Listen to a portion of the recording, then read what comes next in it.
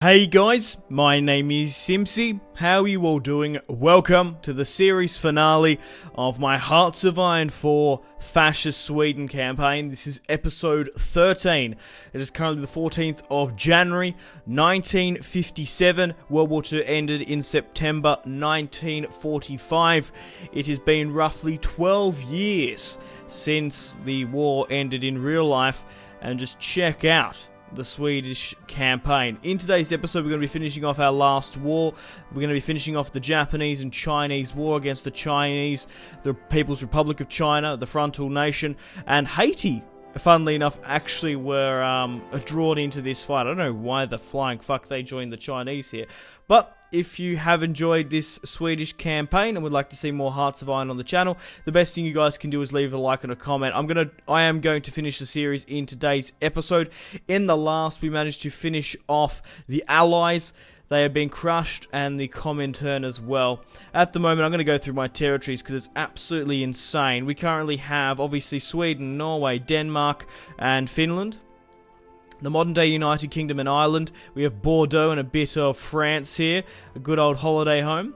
We have Iceland, Greenland, a huge chunk in Canada here, which is really quite cool. But now the war's over, we basically have no repression penalties. So at the moment, my production is absolutely insane. We have 433 factories pumping out infantry 3. Just look at everything getting absolutely pumped out here. 66 dockyards.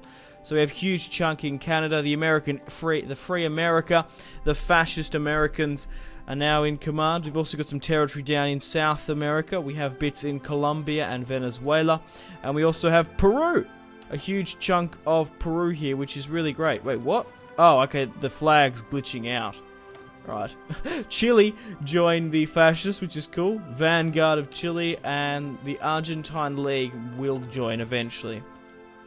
But yeah, we've got some territories in South America. Let's go back to Europe, and then we'll go down to the South Pacific, because we've got so many territories there. We've got some territories in Romania, obviously in Greece. We have Cyprus. We have a really cool chunk in the Middle East, which I like, obviously. We've put Sweden on the global map. We basically have like a commonwealth of countries. We've taken England's former colonies, and we have a huge advantage here in the Middle East if we ever want to push and betray our Middle Eastern allies here. So we've got Syria, Israel, Egypt. We've even got bits down in Africa here. We have Kenya and Ghana.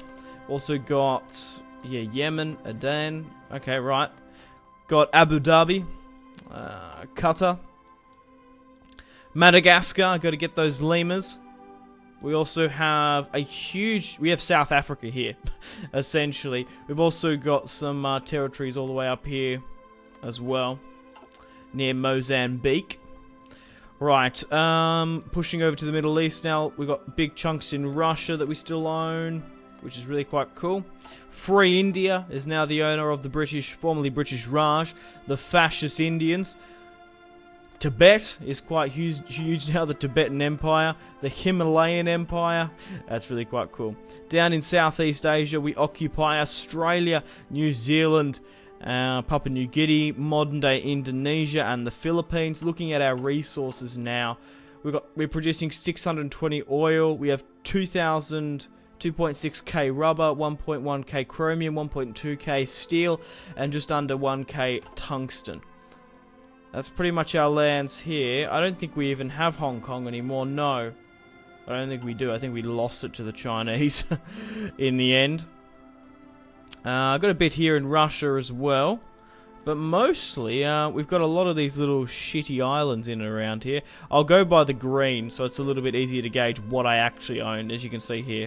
We've also got modern-day Sri Lanka, Cyan. Oh, we've also got like bits over here in the west coast of Africa. Ghana, Liberia. Really, really cool. German Reich are massive. Brazil's got a huge bit as well. Mexico has northern Canada on the west. So here is the Axis. So we've got the Chinese Frontal Nation, which we're going to be dealing with in today's episode. But that is pretty much everyone. We're still trying to boost fascism in some other countries. So, we currently have 21 divisions on the Chinese border. We're not actually winning too well now. We've lost a lot of divisions up here. We've been fighting a long and bloody war. We're really distracting the Chinese, while 102 divisions and 93 are absolutely pushing from the south here. We've skipped a little bit ahead, not much. I probably would say we basically had this, didn't we? Yeah, we didn't really, not too much into what, like, modern day China. We brought back Tibetan. I don't think we even expanded the British Raj. In Japan here, we did a little bit over here, but yeah, we're fighting a long and bloody war against the Chinese, and we seriously do not have a very high war score against them, which is fucking bullshit, because we've been, like, the main... We were the people who are getting stuff done in China. I swear I have never played a Hearts of Iron series, and Japan has done well in the Middle East, but we're nearly about to end the series. Just look at the might of the Swedish Empire. That's why I play as a minor faction, because it's just so rewarding in this, instead of playing like a major faction. We started off in such humble beginnings, and look to where we are now. It's crazy. Spreading Nordic culture across the world. Right, okay, so what do I want to do now then? I think I just want to bomb the fuck out of China, if I'm being honest. Let's do that. Where can we bomb? We pretty much can send our air force anywhere. We've got manpower back now, but it's still gone down to 0, but we've still got a huge air force here, and we've got a huge army. So where can I send these guys? What should I bomb? Should I try and bomb? We've got 10 nukes left. I have been bombing them already a little bit. Should I try and bomb Beijing? What's the capital of this China here? Nanjing? Nanjing? I'm pretty sure is the capital of China now Beijing? Or is it Shanghai? I'm not entirely sure what the capital is. I think it might be Beijing. It might be the capital, but like Shanghai might be the biggest city. I don't know. It's one or the other. I apologize. I can't remember my Chinese geography off the top of my head. I should do, because I'm Australian and it's really close by compared to others. Okay, right. What was I doing? China. China. Alright, let's chuck you to where? Well, their capital's Niang. So, let's bomb the hell out of Niang. We've got 10 nukes. We can ease it around. Now, the best thing what we should do here, because China... We're actually not... it's actually quite tight here in this air zone here, because the Chinese actually have some... They have a lot of... They got 1.7k fighters, 1.3k fighters, 1.7 support planes. So it's actually pretty, like, even. They got some anti-air as well. So what I want to quickly do is I want to grab everyone, right? Grab you and just chuck you into Niang. Not literally. And then what we'll do is... There we go, boom. See, now we have air superiority over here. Let's rain fire and death upon Niang, Shanghai. Just bomb this bottom bit here while we're still pushing against them. Do as much as we can. We still have 5 nukes in the bank. Nanchan. Nothing against the Chinese, but... Fuck's sake. Like, looking at the war score here, like, okay, Japanese lost 1.9 million, we've lost 1.5. I don't think we even lost I think it was 1.2 against the Allied forces, where we had to fight America. I guess I'm forgetting the Soviet war as well. Man, maybe we've lost a lot more Swedes than what I'm sort of thinking. Right, regardless, China is at 73% to capitulating. They're at 80. If we drop a couple more bombs, that's going to make it even worse. 1.2. They were holding out for so long. We were at 1.5. Yeah, but like, why are we only at 17%? We've occupied 905. We've bombed only 27. Casualties 311. Casualties 391.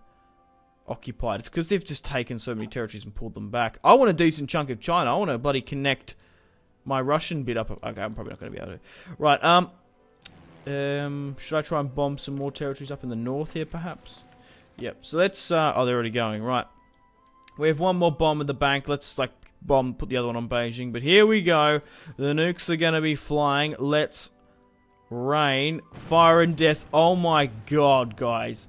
Would you look how beautiful that is? China is just getting absolutely destroyed. It does, I'm pretty sure it does drop the, obviously it does drop national unity. It does fuck up their infrastructure so they can't move and, yeah, that fucks up their factories and stuff.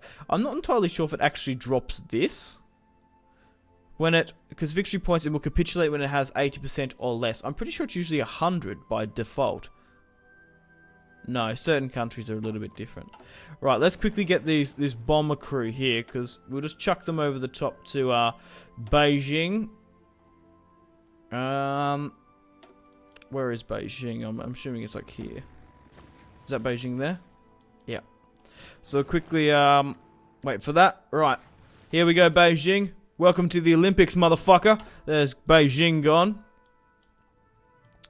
Boom, chakalaka.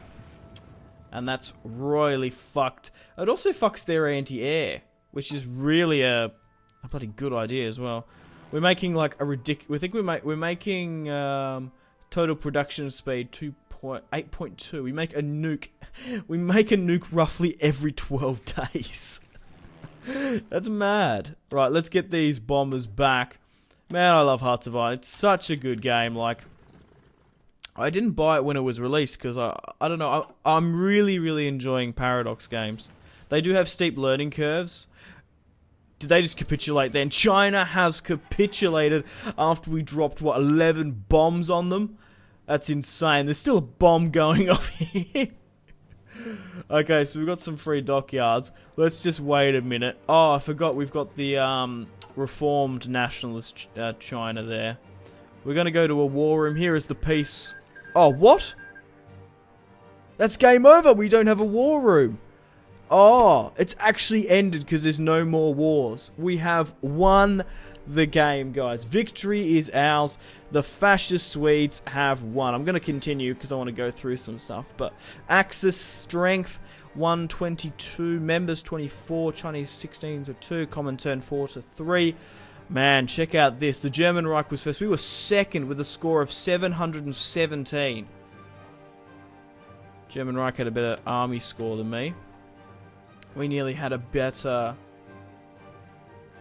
total score. American Empire, Italy, and Brazil. But like a Nordic country with 8 million people just like changed the course of history in our world, which is just awesome. We dominated in air support. We came second there. Land score as well. Faction, country.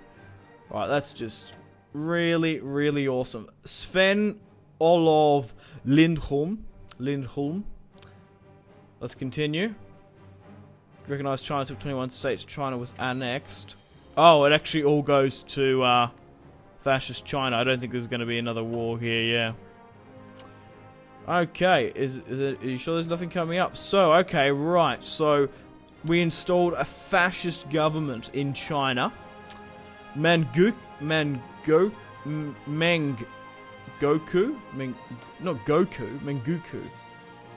Grant independence.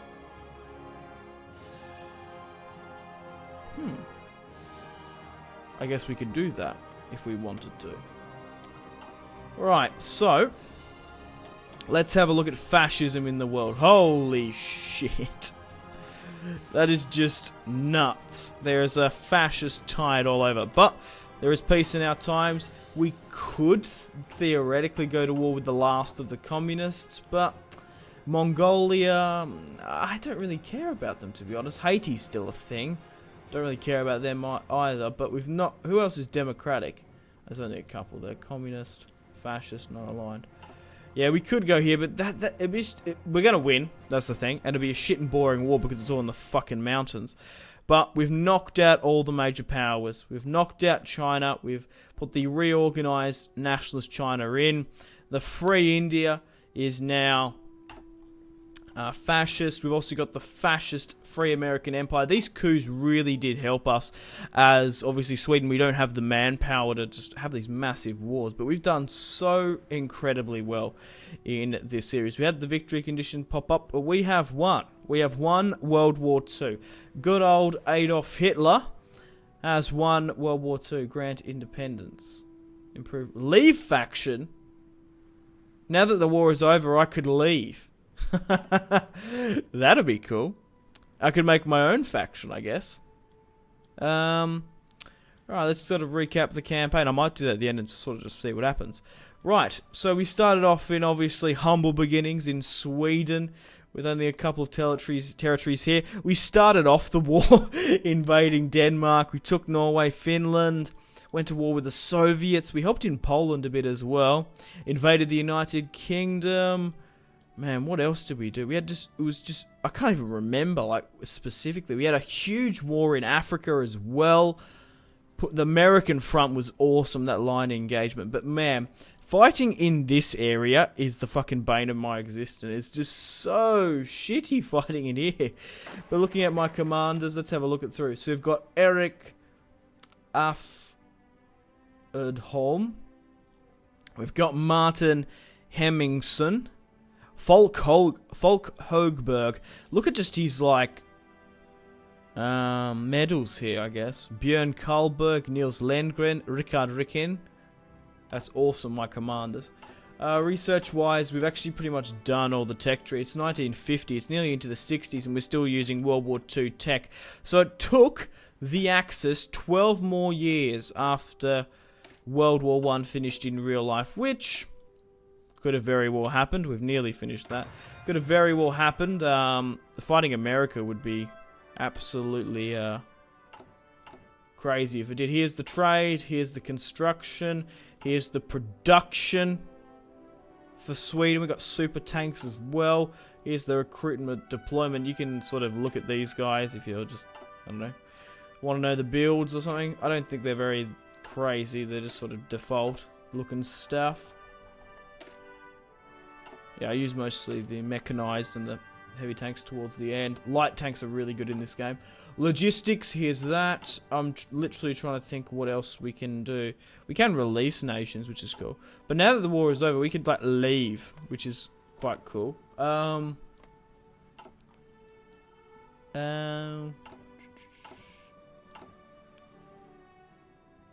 Yeah, we could theoretically leave. What I'm going to do, actually, I'm going to do a save. I have a lot of bloody saves here. I'm just trying to think what else I can do just negotiation-wise, because I haven't actually finished a vanilla Hearts of Iron 4 campaign. I've never actually had the victory stream come up. My first campaign I finished was the Donald Trump one. We actually lost the Australian campaign, but that was just... That was the thing is, right, it was different because we had fucking shit manpower here in Australia as well, but Japan got smashed, Germany got absolutely smashed as well, so basically all my allies failed me. Maybe I need to, because you can in the settings, I do know when you start the game, you can actually buff up Japan. Maybe if we do another series I could do that. Let me know in the comments what you'd like me to replace this campaign with. Like and subscribe if you haven't already. Check out my social media links, Facebook, Twitter and Instagram, all in the description below. Before I end it, I might leave the faction, sort of experiment with some stuff.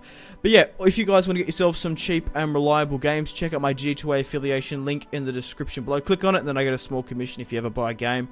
It helps me out a bunch. Yeah, but maybe you can pick up Hearts of Iron for a pretty competitive price. Okay, where can we go? Here's the army, of course. Navy, that. Right, so what can I actually do now that we're at peace? So we can leave faction. We can improve relations, boost party popularity. Yeah, we can. Let's just leave the Axis. Yeah, fuck off. We used the Nazis in their position. What we like? Can we create our own faction? Surely you can. I'm just like, I just wanted to see what happens. Like, just see what happens if I click it. Here's the is this. Can I create my own faction? I've never actually done this. Make like the Swedish Empire. Let's just sort of see what happens. I imagine Germany will be fucking pissed. What's this?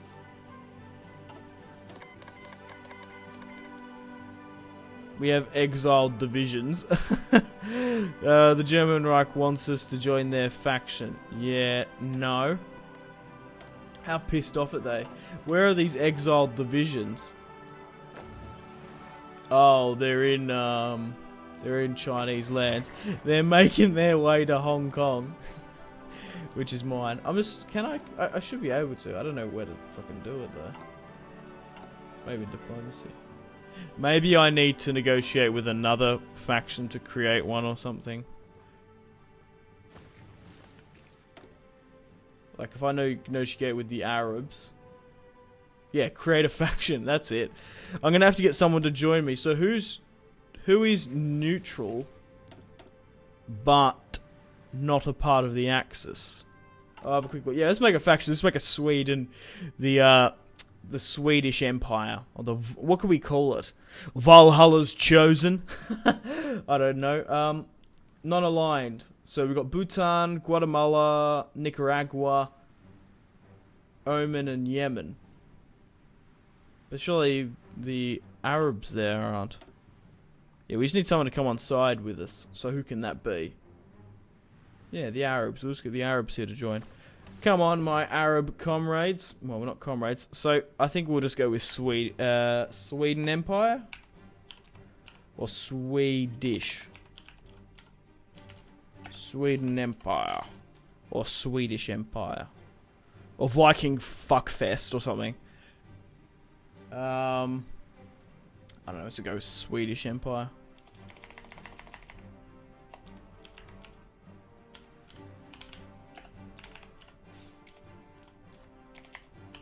Actually, we'll go the Swedish Empire. There we are. The Swedish Empire. Will you join, my friends? I'm just curious. The dawn of the Swedish Empire. Even Svea Reich, famed for its faith in strength and superiority of its people and nation, it is beyond forming alliances. Those respects. Svenden Olof Lindholm announced today that the final agreement has been made. The Swedish Empire, a military coalition which reportedly remotely for honorable nations. Blah, blah, blah. This is a greatness intended to come from building ideals and sociality borders, or by working together, explaining. Yeah, this is going to start a war. Just reading that. You can invite to faction Argentina, Ecuador, Iraq, Paraguay, and Chile. Let's just try and get as many of these boys in, and just see how, if we can, yeah, come to faction, my friends. We can't. So who else was it? It was Paraguay, Chile, and Ecuador. So these guys down here. So we can get Paraguay in. Will you join the Swedish Empire? I'm fucking sick of Hitler. And it was Paraguay. Where's Paraguay here? And what was the other one? Ecuador. I thought we got rid of Ecuador. But no. Let's see if those other guys join. Okay, they accepted. So Chile has joined the Swedish Empire. Essentially as vassals. They've bent the knee. Paraguay, Iraq, Ecuador, and the Argentinians. Oh, that's cool. Do we get our own color if we get a blue? Oh, that's cool. The Swedish Empire. The Swedish Empire. That's very, very cool. I'm pretty sure that's... I don't think we can invite anyone else. We can't, like, invite the Comintern or something. Nah. So that means everyone is aligned, I think, diplomacy. No, Bhutan isn't, but we can't invite them because they aren't all fascist.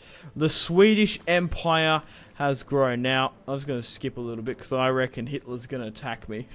He's going to be pissed that I've just essentially created my own rival faction. We do not bend the knee to Hitler. That's cool. We got a lot of territory. We could really fight for our own. We could declare war just to see what happens. What else can we do? Justify war goal against them. I saved before. I'm just sort of mucking around now. Yeah, let's do that then. Whatever. Whoa, 120 days. What the fuck? It's going to take ages to declare war on them. So at the moment, diplomacy-wise, the Swedish Empire... Oh, hang on. Something's going on here. Chinese front, Comintern, Axis. I can't get them to leave, can I? I was just curious. Because I think once they're aligned, they can't sort of leave. But yeah, no, we won't declare war on Hitler. I won't worry about it. But yeah, making a Swedish Empire, that's cool. Declaring our own independence and just the Swedish Empire. That's so cool. But guys, unfortunately, I'm going to have to end the Swedish campaign here. Thank you very much for watching. Hope you have enjoyed this Hearts of Iron series. I have thoroughly enjoyed it. So let me know in the comments what you'd like me to replace this series with. It can be Hearts of Iron, maybe a vanilla series.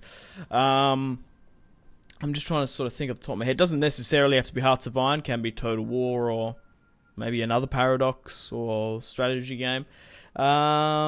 We could do another Australia campaign. Maybe go Communist, because there was that Commonwealth DLC that came out. My grandfather was born in Austria. I would love to do an Austria campaign. That'd be really quite cool. But maybe you'd go Communist. I wouldn't go Fascist again. I saw a mod for the Austrian thing. I tried to do an Austrian campaign instead of this Swedish one, but I just kept on getting absolutely fucking annihilated. It was just really, really tough. Along with, obviously, English and Irish. I have a bit of Austrian in me. Yeah, let me know in the comments what you guys want to see next. Thank you very much for supporting the campaign. If you left a like, a comment, a favourite, I really do appreciate it. Or you have subscribed because you're new around here, I really do thank you from the bottom of my heart. I genuinely wouldn't be where I am as a YouTuber without your guys' support. No, I really, really do mean that. This has been a blast of a series, but I'm rambling on now too much. Thanks for watching. My name has been Simpzy. Take care. Have a fantastic rest of your day. Goodbye. Really close cinematic shots here, pushing through the bridge. Oh, look at... That was probably the shot of the video there.